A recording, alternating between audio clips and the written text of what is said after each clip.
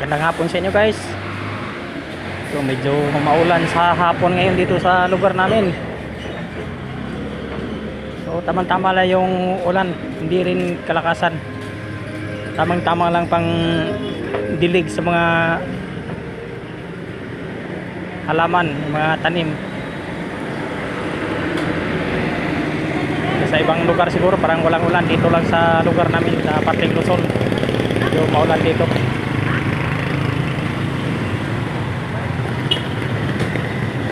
At sa mga lugar na medyo maulan, ingat lang kayo na dyan dahil so madulas ang daanan, lalo sa mga hindi simentado. Yung mga putik na hindi naanod sa tubig, medyo madulas pag ganitong kalanganin na ulan. Ingat lang kayo lahat guys.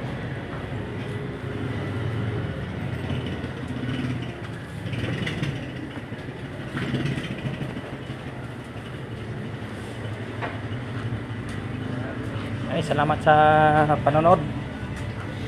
God bless.